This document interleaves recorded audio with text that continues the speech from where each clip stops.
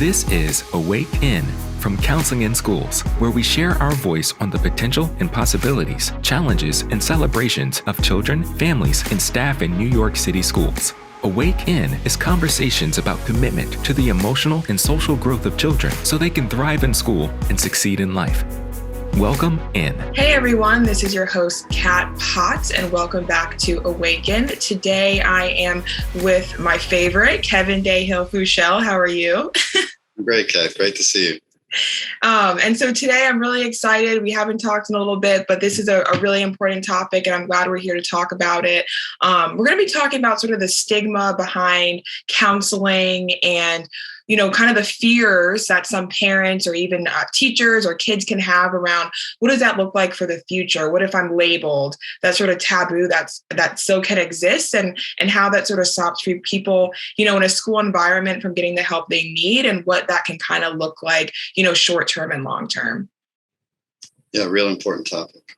Yeah. So, I want to start off, Kevin, by asking you, how do you sort of see this show up? Because I imagine when you are trying to work with maybe kids and families, there sort of has to be that initial conversation around, is it okay for us to even do this with your child?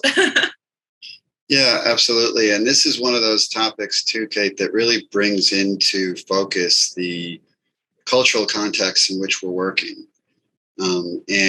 You really need to understand the community you're working in, the people you're working in, and what it is that you're speaking to, and how it's going to be understood. Because the very general, sort of, I guess you might say, Western quasi-European sort of approach to saying like, hey, this is about counseling and maybe therapy, and, really lands very differently and can really be, feel at times to some families like an insult. It can feel to some students, I think you kind of mentioned like you're going to be sort of, labeled as something, or that's going to sort of define you in a certain way, that it's a character flaw or some kind of, something that you're doing wrong. And those are, very heavy sort of things that people carry with them when you first want to approach them about, like, I think there's something in your, emotional well-being, or, in your own sort of mental health that we want to kind of strengthen and support. And even, I'm framing it that way in this conversation with you because I think, that's what we've learned in some of the ways in which you have to start approaching it. But that cultural context to first understand, where are people starting from in their understanding of how the mind develops, how emotion develops, and what's sort of okay or what's appropriate to be able to sort of, lean into other types of people to ask for help on that. Right. That's sort of the beginning place, I'd say. Yeah. And I think a key thing that you just said was like the verbiage around strengthening, right? Versus, that sort of negative connotation around like you have a problem or you are a problem. It's making clear that we're trying to get you to the next level, right? Like we're trying to see what we can do to help you, because for things just, and I mentioned to you, before this, like even when I was in school, there were sometimes, even for myself or others, where it was like that was an obvious need, but there were sometimes that sort of like, no, I don't really want to do that, or your kid's fine, and then later on it's something you're having to deal with sooner rather than later, which then could impact, then you going into college and your adult life and that kind of thing.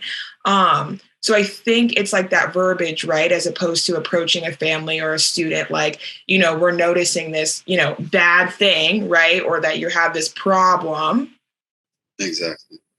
Yeah, that's the key word right there. When this type of work is considered to be addressing a problem, you're already starting down that road of, resistance for folks. Like it's just, no one really wants to sort of hear they have a problem, or no one wants to sort of put forward, right? When it comes to sort of your emotional health or your sort of the way you think, when you like, what is mental, right? What is people want to understand? Well, mental is about, how I think about things, or what goes on in my own internal talk to myself, right? My own internal, that's my mental place. And it's very private. And if someone says you have a problem with that, that's going to bring up a lot for anybody. So the initial, piece, and maybe we want to get into this a little bit further down the line, but as we're defining the problem, it's hard for me to not just sort of think about like, the antidote really is that to not make it a problem to talk about mental health, to make like if someone goes to see, sort of goes to a doctor for a checkup, like you don't necessarily think there's a problem. It's like you're maintaining, you want to make sure you're okay. If you go to a mental health professional, it seems like it's definitively because you have a problem. Right. And that's one of the shifts that at Counseling in Schools we're really looking to sort of implement in communities, to sort of say that, you have phys ed, and that's not because there's something wrong with you. It's because we want to strengthen your physical education. Wow. Yeah. We want to have sort of emotional well-being and social emotional learning and maybe mental health as a regular course of the way. I would have loved that. I would have loved that when I was in school. Yeah. So you wouldn't have had to been like, because it was the same way when I was in school. It was like, oh, he has to go see the counselor. Yeah. Like, you hear the way the voice kind of drops off, right? I was going to the counselor, and it starts to become a hush, Yeah, no and no really one wants to talk about it. And only the close friends maybe know, like, right? Oh, I think maybe his parents are fighting, or they're having it, or someone died, or, all of these things start to become heavier and heavier and heavier. And that person feels that, right? Like, so you don't want to be that person who everybody, behind you is kind of talking about like, hush, hush, hush. Right. You don't want to create shame. And I think that's sort of the problem it's sort of been perpetuated. Like it's a shameful thing to have to seek and ask for help. And what I'm hearing you say is let's be proactive rather than reactive. Because would you say right now it's still sort of a reactive thing, or are you seeing a shift more towards proactiveness? I think it is still a reactive thing, but I think that there is a opening in people's minds around this, because it's because of the prevalence of stress and anxiety and other things that are in fact mental health problems. And people are recognizing the distinction between how people handle that who've had some other strengths that have been supported prior to, versus those folks who have had no, supports along the way, or in fact maybe were, challenged to begin with, right? So maybe certain traumas or things. And so that's kind of opening this conversation now.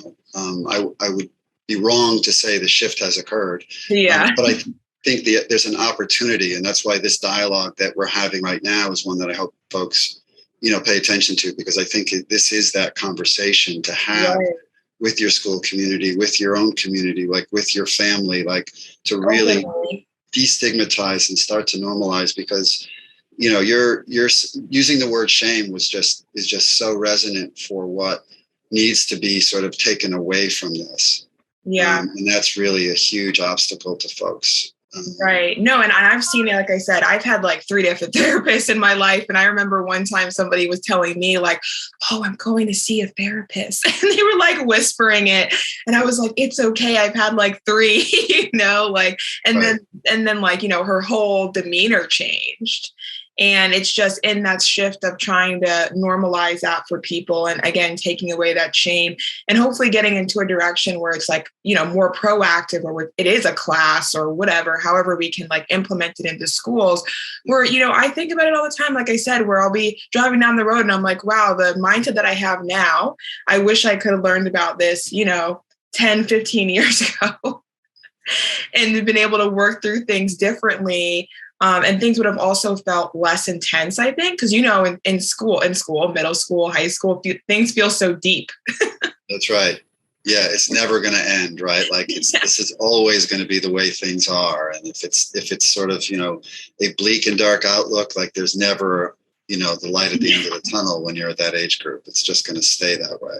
Yeah. And then it's like, imagine, how would that change how people show up in the classroom for like, math, science, those classes, if they just felt like whatever drama may have happened, isn't earth shattering. And it might be earth shattering, and that's okay too. But that the one constant thing is life is nothing stays the same. So being able to resonate that and work through those things versus just sort of withering in those emotions that feel really big for, kids that are too immature, just and not in a negative way. They're just young and inexperienced to be able to kind of sift through those emotions on their own.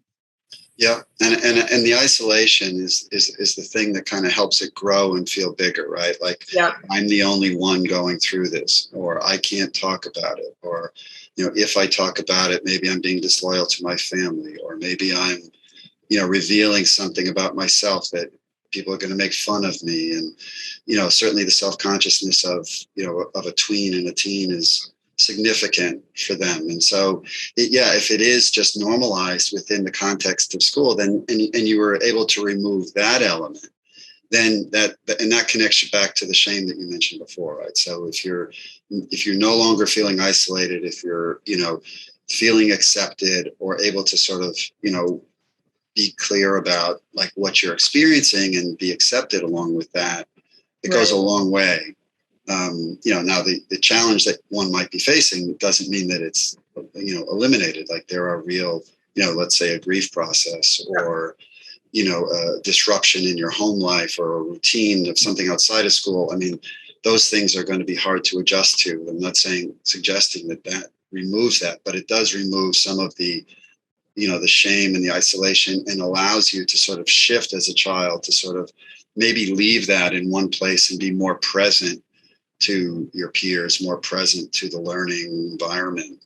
Right. And that, I think that's another huge point is being able to be present, because if you're sitting there or wherever you are, you're just so deep in your emotions, like how are you going to be able to sort of show up? And I think it's sort of, you can't ask a teen or a tween, a child, to at that age be able to just block out all those confusing emotions and just sit there and take a test or sit there and make sure you do your homework. Like those are really, they do feel really deep, and they don't have the life experience, and even at my age, sometimes you can't compartmentalize to be present. And so I think it's a lot asking, children to just compartmentalize because you have to take this test. Yeah. And just, as you're speaking again, Kat, I mean, it's still coming back to me, that idea that like when someone doesn't feel alone, right? It's just like you say, at your age, at my age or whatever, like if I'm going through something and I feel that someone's sort of in it with me or understands me, that's huge. It's just always huge. It's that sense of, sort of this human connection. It's kind of sometimes hard to describe, but it's just what happens when you can sort of have the presence of another person accept you and understand you, and it just sort of brings you to some other level of sort of calm with it, even though it's still a difficult road ahead. Right. And it breaks down barriers, I think, to make you be able to open up to people, because most individuals, at any age are going to have a hard time wanting to open up to someone that they feel like doesn't see them or hear them. I mean, you see it all the time where people are like, I don't feel seen, right? So if you don't feel seen, then how are you even going to get to that point of being able to open up to address the issues that you're dealing with? Right. And it's a sort of this vicious cycle, right? I don't feel seen, so I'm not going to show myself. And if I don't show myself, I'm not going to be seen. So where does that cycle get broken? And I think that's where, if you have an institution like a school where the topics are just being put on the table and put out there as sort of, hey, this is part of how we all grow. And there's a vulnerability that can be shared. And this is what vulnerability means. And this is what open means. And this is, and a good teacher, so to speak, or someone running that kind of group conversation is able to demonstrate that. And you watch people start to take risks. And I think the risk thing is like, the stigma too is like, oh, if I do this, I'm not going to get into college, or I'm not going to be able to get a job, or I'm not going to be able to do this. And that there's that fear of like risk because of the sort of taboo and the stigma. It makes, there's that added layer of like, how's it going to affect my future to be able to do all these things as an adult? When in reality, I mean, those things it's not like when you apply for school, it says check the box if you ever had mental health issues, like that's not how that goes. And most, institutions and job, I mean, I think it's getting better in the workforce where they're trying to help facilitate environments to also support mental health. So I think starting that at a school level is even more important, because then they see it at that point and then all through their lives and all these other, places. Right. And if we create an expectation in young people that Right. is how environments should be, when they get to the place of those environments, they're going to impose those expectations on their environments, or they get old enough, they'll create environments with those as Yep. part of the expectations. But if we leave it as it is, and the shame and the isolation and all the things we've talked about are just sort of tacitly accepted, then they'll just tacitly find their way into our institutions and they'll just perpetuate. Yeah. But that this is really the beginning of the undoing in some level, in when you can get a generation of young people to sort of experience something that they then expect to be part of their norm. Right. And that's, that's the task, one of the tasks I think our generations have, to sort of see to that and take it seriously. Definitely.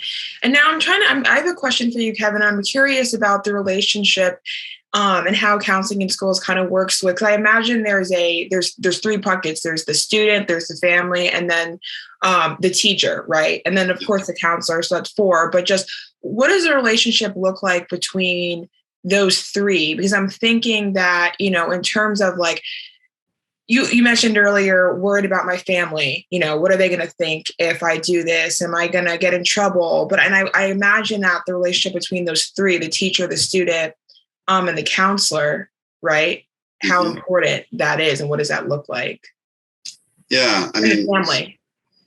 yeah. So, Counseling in Schools is a community-based organization working with New York City schools, right? So, and I mentioned that to say that we are not the institution of the Department of Education. We're outside of that, coming into that, and there's some opportunities in that space. One of them is that for any student that we are going to work with, we need to sort of have explicit parental consent. So we start a conversation right away with the family about, all, like many of the things that we're talking about. So I did, I Right. brought up the sort of cultural context before. So we're going to sort of think about that in our outreach to the family and sort of approach it with language and with a context that is appropriate to them. And it respects the sort of boundaries that they feel are important, while also sharing the perspective that we think is, going to be part of their experience with us or with the school. So that's a really important first step. And then as we start to sort of work with a child and within the context of their classroom, we're then developing that same kind of rapport with their teacher. Okay. And when there are issues that are going to be in that nexus of those three, right, we're going to sort of be able to bring everybody together, because it's not happening at the moment that there's let's just, I hate to say it, the problem, but like sometimes that's really what we're used for. Right. So, but if you wait till that moment to start introducing all of this, then you have a much more difficult road than really, like I said, the opportunity we have to be outside of the system, but working within it. Families initially we can explain it in a way, and we're not, we're bound by school regulations, but it's really clear to the people within there that we're not, sort of reporting back. Okay. To Yeah. sort of the central institution, like we're our own experience, so they can kind of get to know us as a unique entity, and then they see how we work with the teachers in the school. So if a parent comes in and our counselor is sort of negotiating something, I think there's actually a kind of almost a modeling that happens with the way our counselors will sort of share and talk to a teacher with a child and parent, Okay. or guardian present. So they sort of say, oh, this is what that's like. And it's super helpful, because I think, the opportunity that we have that teachers don't typically have, or don't maybe, because they have so many students that they work with, right, that you're not necessarily going to get that same, with all of your students, that same kind of knowledge of who the teacher and what the parent is and all of that. So that when a teacher does try to have that conversation, they're sometimes tripping over the cultural issues, or they never establish really what the boundaries are and aren't. So they might, all out of well-intentioned, but it may end up then, offending somebody that they don't even think, they think their intention is clear. They want to do the right thing. They want to help this child. They want to help this family, but the groundwork hasn't been able to be laid. Right. Their words or their their counsel or their advice doesn't move things forward. It sometimes actually creates a bigger divide. So our role sort of helps mitigate that. And I think that's what helps too, right? Kind of the process, right, is what can help lessen the impact of parents or fear of this is going to be this huge thing that follows my kid forever, that's big, this horrible thing, because you're actually taking the time to understand all of the nuances, explain to them what's going on. And, you're not reporting, to a state board or anything about this. So what I'm hearing, so again, it's like that process is where the strength is in trying to debunk some of that, is how you go about it. Because I think sometimes when a parent just hears a teacher call, right, and the teacher's just like, oh, we're having this issue and we're going to send your kid to the counselor. Could you imagine? Of course, a parent is thinking now, oh no, I have one of those kids. Right. With no context, no nothing, not understanding. And not only that, it's a teacher who depending on the relationship they have with the teacher, how do they feel like the teacher's even qualified? So now they're already doubting that possibly the teacher knows what's going on. Who's this counselor that you're talking about? What's happening? Now this ball's rolling. And then, the kid goes home and they're possibly dealing with the parent that is perpetuating that shame, maybe not on purpose, but as a reaction to not knowing what's going on. Not knowing what's going on and not knowing if you trust the people involved, right? Yeah. So that's where the relationship building, one of the things at Counseling in Schools, when we come into a school community, we really, we talk a lot about this with administration to try to make sure that they give, or seeing where the opportunities are to give teachers the opportunity to really build relationships with families. So it's one thing if I get a phone call and it's like, oh, it's the teacher, or if I get a phone call, oh, Kat called to talk to me about, Lou, it's like, oh, what does Kat have to say? I know Kat because she's my son's teacher, right? Yeah. And she's telling me that Lou has a concern and she wants me to go see Kevin. Oh, I've met Kevin. I know Lou. Oh, these people are caring for me and they're interested in my child and they think there's something that can be helpful. Great. But if all I have is teacher, counselor, principal, and those are just stay as like labels of the sort of the hierarchy of people who are contacting me, I'm already feeling like, what is this? And all those questions come up, and the issues are going to be there that you mentioned, like it's going to be concerned and all of that. But if I know who you are, because you've taken the time to get to know who I am, then we can have a conversation about these things. And even if you trip over a little bit, it's like, yeah, but I know Kat, like she's really concerned and she really cares. And she wouldn't be calling me about this if it wasn't something important. So let me give it a chance. Right. The human connection element, which I know you've brought up several times, not just in this conversation, just generally, it's like we can't discount how the human connection plays a role in being able to help families and help children. Because like, again, the trust aspect of it, right? Like most people just aren't going to invest in anything if they're not trusting of it. Right. Like that's just what it is. If you you may not have, or if you only, like you said, met the teacher one time, then they're calling you and you're like, I don't think that teacher's qualified to measure whether or not my kid has a mental health issue or is in crisis. Right. And it's it's sort of, when you're saying that, it brings to mind, like, getting a cold call from someone who's trying to solicit something, and some of the folks started a technique where they knew your name, right? So people would call me up and say like, hey, Kev, this is John. And so for a second, you'd be like, John, is this the John I know? And then they're like immediately trying to sell me something. And I'm like, oh, you wanted to pretend we had a relationship so that I would listen to you. But the fact that you pretended we have a relationship means I really don't trust you. So no thanks and goodbye. But, that's a little bit of an extreme, but like, within the context, it just sort of is revealing of like what you need to do. Like you need to be more than a name. You need to be more than a label. You need to be like a real person in the life of your children. And I don't think it's an easy task for teachers because, again, I know they have so many students on their rosters and yet they see and, all kinds of different things that are expected of them. And that's why I say we try to talk to the administration to give them the time and the opportunity to develop those relationships and create experiences that can bring families and teachers together where they can get to know each other a little bit. And I think we mentioned this in one of our other discussions.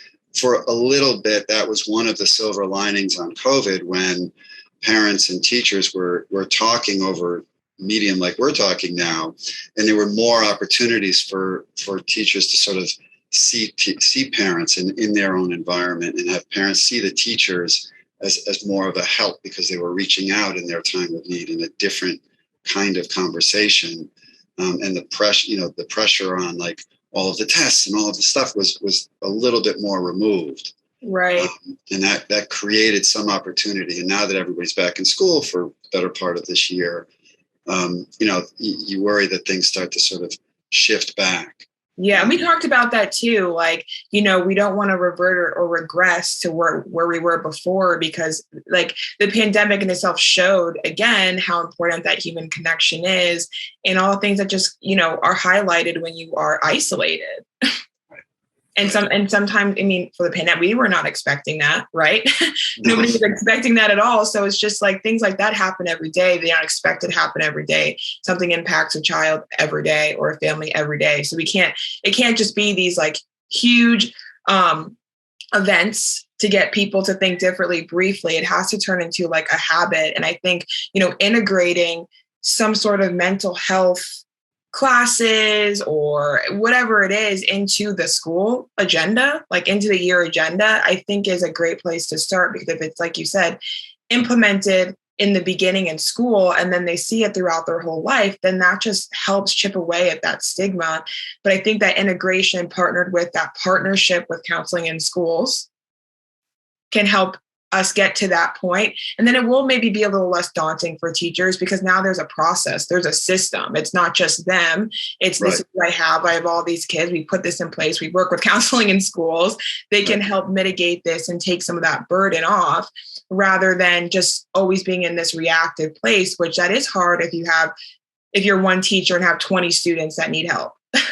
100%. That's, absolutely. And, one of the beauties of this sort of approach, when just as you laid it out, is it's students themselves are asking for it. Yeah. Like there are student surveys, and students have gone, on marches and things saying, we want regular mental health awareness classes in our schools.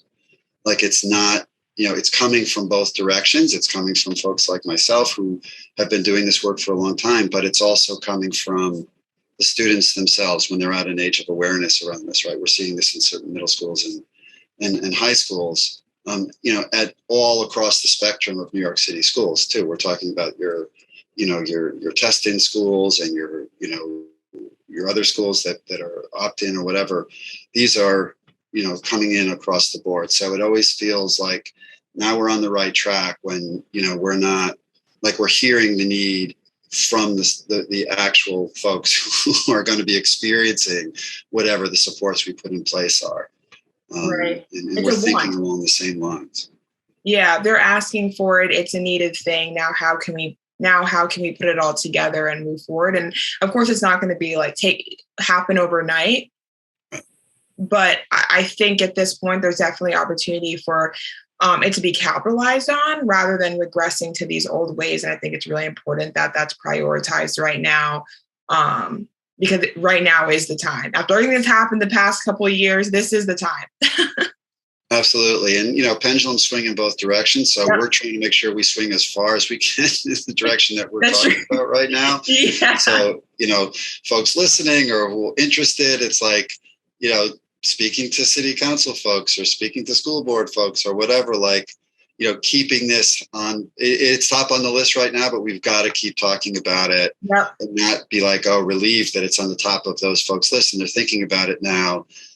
Yes, that's good. And we're moving, but like, you can't, like you really, because this is such a sea change, it's not a subtle shift. This is really making a big difference, but it is also asking an institution to sort of shift, some of the way it understands how to work.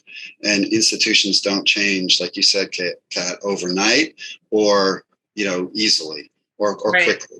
So you've got to keep the sort of the movement going in order to keep it where we want to be. And then, at some point, like we said, we'll get that expectation into young people who will then be the teachers and the counselors, and they'll just know to do it because that's the way they have. It won't be as difficult. It'll just be something that is there. Like you said, I think that was awesome. Like a gym class, like an art class. It'll just be, these things will just be integrated already, and it won't be as difficult. But the power of conversation, the power of keeping things relevant, we gotta make sure that we're going up, and that we don't become complacent, or we don't just say, this is a good place, let's just kind of focus on this. We need to keep going.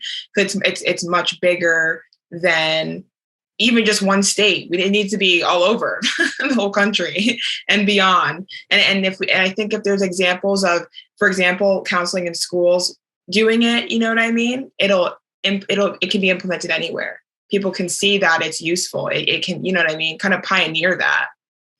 Yeah. And I think, if we and other organizations in our space, like, are doing this in, what is arguably the largest, school district in the country, people have talked to me about this at times. Like, imagine going to a school district where, there's 2 elementary schools, 2 middle schools, and 2 high schools. Like, oh my God, right? Like, we're in 76 schools this year, right? Across all kinds of spectrums. But imagine if there were you were in an area, and the kind of impact that you would have if this kind of approach was showing the benefit in a large school system like this. And it was not, you're not talking about scaling up, you're talking about scaling down. Yep. And then the applicability seems really, right there. And the ability to have a much quicker response up the chain of the school grades and levels. That's sort of an exciting thought. So yeah, I think proof of concept is a real important, focus for us right now.